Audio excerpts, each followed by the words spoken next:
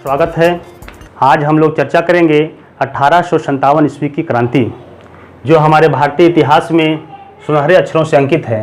बच्चों, 1857 ईस्वी क्रांति अंग्रेजों की कुचक्रों का परिणाम था, जो 1757 की प्लासी की लड़ाई के बाद से उन्होंने रचा था। वह व्यापारिक कंपनियां जो व्यापार करने के उद्देश्य से आई थी, लेकिन हमारे भारतवर्ष का शासक बन बैठे और शासक बनने के उपरांत उन्होंने भारत के राजनीतिक, धार्मिक, आर्थिक और सामाजिक क्षेत्रों में दखल देना प्रारंभ कर दिया, जिसके परिणाम स्वरूप हमारे देश की जनता त्राह त्राह हो गई और अंततः वह 1857 की क्रांति के रूप में हमारे सामने प्रस्फुटित हुई।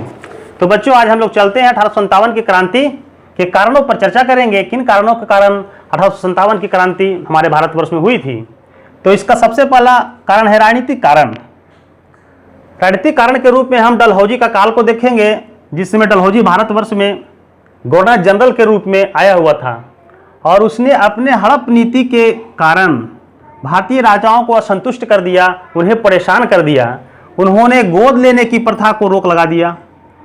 गोद लेने की प्रथा अर्थात जिन राजाओं के अपने पुत्र नहीं थे, वे किन्हीं दूसरे के पुत्र को गोद लेकर उन्हें युवराज की संज्ञा देते थे, युवराज मान लेते थे। परंतु डलहौजी ने उस पर रोक लगा दिया।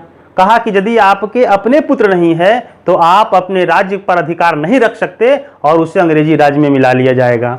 और इसके तहत उन्होंने सतारा, झांसी, बरार इत्यादि राज्यों को अपने में मिला लिया। दूसरा कुचक्र था उनका कुशासन का आरोप लगाकर। कुशासन का आरोप लगाकर उन्होंने अवध को अपने राज्य में मिला लिया। पुनः उन्होंने मुगल बादशाह पर घात किया। मुगल बादशाह के शासक बहादुर शाह जफर थे, उस समय वो राज कर रहे थे, परंतु बहादुर शाह जफर को उन्होंने अपमानित करना प्रारंभ कर दिया।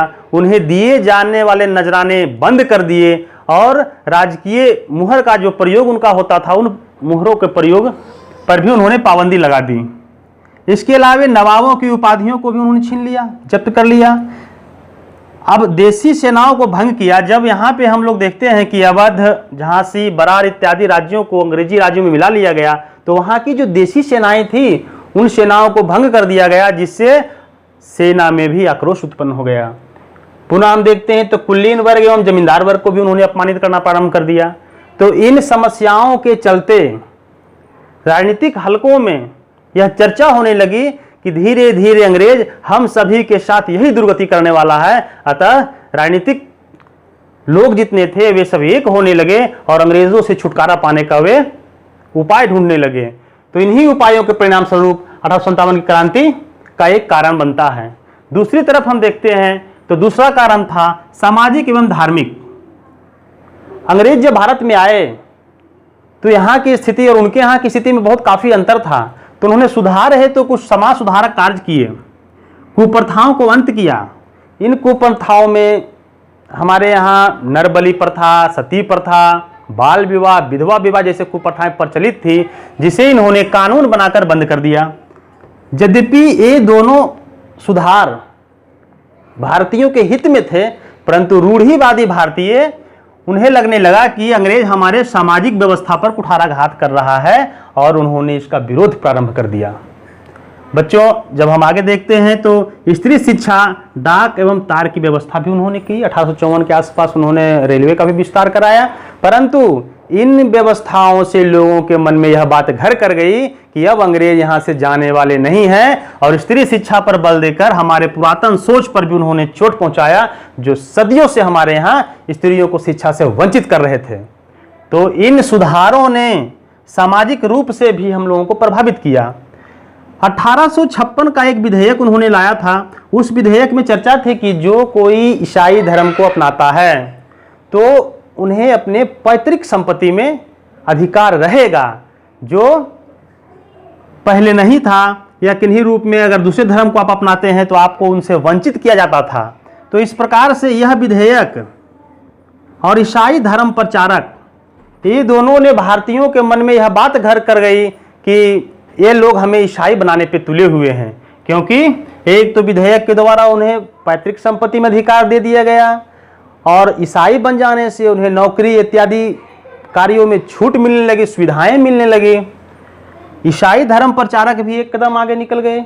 ये हमारे भारतीय धर्म जो थे, हिंदू, मुस्लिम, सिख, ईसाई, सिख, इन धर्मों पे भी कुठाराघात करने लगे, इनकी आलोचना करने लगे। और इनकी आलोचना के चलते हमारे देश के लोग सोचे कि भाई ये तो हमारे धर्म को भी नष्ट करना चाह रहे हैं और ईसाइयत लाने का प्रयास कर रहे हैं, भारतीयों को ईसाई बनाने का प्रयास कर रहे हैं। इसके चलते भारतीयों को अंग्रेजों से और घृणा आने लगी और यह घृणा भी एक कारणों में से शामिल हुआ। जब हम देखते हैं अंग्रेजी काल आता है तो अंग्रेजी शिक्षा पे ज़्यादा जोर दे रहे थे। इससे उनको लाभ होता कि उन्हें यहाँ कर्मचारियों की एक फौज तैनात होती जो अंग्रेजों के प्रति भक्ति रखते, और इस भक्ति के कारण वे भारतीय जो सभ्यता, संस्कृति या यहाँ की जो पढ़ने की शैली थी उस पर उन्होंने बिल्कुल भी ध्यान नहीं दिया। और इसके पर ध्यान नहीं देने के फलस्वरूप यहाँ के बौद्धिक वर्ग को भी लगने लगा कि अंग्रेज हमें अंग्रेजियत में ढालने में लगे हुए हैं। इन सभी कारणों के चलते लोगों के मन में अंग्रेजों के प्रति गुस्सा आया और इसी गुस्सा के परिणाम स्वरूप 1857 क्रांति में इन्होंने भी भाग लिया। फिर हम चलते हैं जब आर्थिक कारण में, तो आर्थिक कारण में हम लोग देखते हैं कि हमारे भारत में जो कुटीर व्यवस्था, कुटीर उद्योग बड़ा ही प्रफुल्लित था, परंतु यह कुटीर उद्योग अंग्रेजों ने नष्ट कर दिया। इन्होंने मुक्त व्यापार प्रणाली अपनाकर भारत के कुटीर व्यवस्था को नष्ट कर दिया और अंग्रेज अपने यहाँ के बनाए हुए सामान यहाँ कम दामों में बेचकर अधिक मुनाफा कमाने का प्रयास करने लगे, जिसके परिणाम स्वरूप कुटीर उद्योग में काम करने वाले जितने भी कारीगर थे, शिल्पकार थे, वे सभी बेरोजगार हो गए और उन्हें कहीं ना कहीं लगने लगा कि अंग्रेज ही हमारे इस दशा दिशा का कारण है और वे अंग्रेजों के खिलाफ हो गए। इसके बाद उन्होंने कृषि के क्षेत्र में भी अपना ध्यान लगाया और कृषि की तरफ जो है उन्होंने कर व्यवस्था को सुदृढ़ करने के लिए 3 प्रकार की जमीनी व्यवस्था को उन्होंने लगाया, जिसमें एक है आपका जमींदारी प्रथा, अस्थायी बंदोबस्ती के नाम से जाना गया, दूसरा महलवाड़ी व्यवस्था और तीसरा रैयतवाड़ी व्यवस्था। इन व्यवस्थाओं ने किसानों के जीवन में आमूल परिवर्तन ला दिया, क्योंकि उनकी परंपरागत कृषि शैली को तो नष्ट किया ही गया, साथ ही उन्हें करों के बोझ से दबा दिया गया, जिसके कारण एक किसान अंग्रेजों के विरुद्ध हो गए। और इस प्रकार से आर्थिक कारण के रूप में हम इन चीज़ों को देख सकते हैं। अब चौथा आता है सैनिक कारण। बच्चों, हम लोगों ने अभी तक इन तीनों कारणों पर चर्चा किया, लेकिन क्रांति भी प्रारंभ नहीं हुई। क्रांति को होने के लिए सैनिकों का योगदान बड़ा ही आवश्यक था। तो सैनिकों के साथ समस्या थी कि अंग्रेजी बटालियंस में या जो भी बटालियन उसमें मौजूद थी, भारतीय सैनिकों की संख्या अधिक थी और अंग्रेजी सैनिक उसके तुलना में कम हुआ करते थे। लगभग इनके यह अनुपात था 5.1 का अनुपात, परंतु वहाँ भारतीय सेनाओं के साथ 2m दर्जे का व्यवहार होता था। वे अधिक से अधिक वे उनकी जो पदवी थी वो हवलदार के पद या सूबेदार के पद से ऊपर नहीं जाती थी और जितने भी बड़े बड़े पदाधिकारी होते थे वे अंग्रेज हुआ करते थे।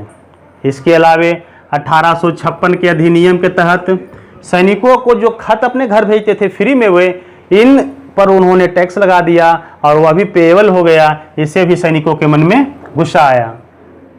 सैनिकों के मन में एक गुस्सा और था, क्योंकि सैनिक जो थे हमारे भारतवर्ष में, वे उस समय समुद्र पार जाना गुनाह समझते थे, लेकिन अंग्रेजी नीति के तहत उन्हें समुद्र पार भी जाना पड़ा और समुद्र पार जाना वे अपने धर्म के विरुद्ध समझते थे, जिसके कारण वे अंग्रेजों के खिलाफ हुए। और जरूरत पड़ने पर जब सभी समस्या, राजनीतिक कारण, सामाजिक, आर्थिक और सैनिकों के मन में जब गुस्सा आया तो वह 1857 की क्रांति के रूप में हमारे सामने प्रस्फुटित हुआ। सैनिकों के साथ एक समस्या और बनती है कि हमने देखा पिछले आर्थिक में कि कृषि पर उन्होंने अत्यधिक कर लगा दिया था। अधिकांश किसान जिनके परिवार वाले कृषि कार्य में जुड़े हुए थे, उन्हें समस्या उत्पन्न होने लगी और उन समस्याओं के चलते उनके परिवार वालों को परेशानी होने लगी। तो सैनिकों के मन में यह गुस्सा था कि अंग्रेजों के आने के बाद ही हमारी यह स्थिति हुई है, तो वह अंग्रेजों से बदला लेने के लिए मन ही मन तैयार होने लगे। पुनः फिर हम देखते हैं तो अवध, जिस पर कुशासन का आरोप लगाकर अंग्रेजी राज में मिला लिया गया था, सबसे अधिक सैनिक अंग्रेजों के पास अवध राज्य से ही थे। तो उन सैनिकों ने जब देखा अपने राज्य की स्थिति, तो उनके मन में अंग्रेजों के प्रति घृणा उत्पन्न हो गई और वे मौके की ताक में रहे कि जब कभी मौका मिलेगा तो मैं इन अंग्रेजों को छोड़ूंगा नहीं। और इन्हीं सभी कारणों के चलते 1857 ईस्वी में क्रांति के रूप में वह प्रस्फुटित हुआ। परंतु इतना कारण होने के बावजूद क्रांति अभी शुरू नहीं हुई थी। क्रांति के लिए तत्कालिक कारण महत्वपूर्ण हुआ, जिसे हम लोग अगले भाग में पढ़ेंगे। क्योंकि आपके पास जलावन के सारे साधन है, लेकिन जब तक आप उसमें एक चिंगारी नहीं लगाते हैं तब तक आपका जलावन नहीं जलता है। उसी प्रकार यहाँ पे सारी तरह की समस्या हम लोगों ने देखा और इन समस्याओं के चलते क्रांति के सारे कारण मौजूद हो गए। परंतु तत्कालिक कारण पर जब हम लोग चर्चा करेंगे तो हम लोग देखेंगे किस प्रकार तत्कालिक कारण ने क्रांति को प्रज्वलित कर दिया और हमारे भारत में 1857 ईस्वी क्रांति, जो प्रथम स्वतंत्रता संग्राम के नाम से जाना गया, वह प्रस्फुटित हुआ और इसका दूरगामी परिणाम भारतीय राजनीति में देखने को मिला। तो हम लोग अगले भाग में मिलेंगे और तत्कालिक कारण पर चर्चा करेंगे। थैंक यू बच्चों।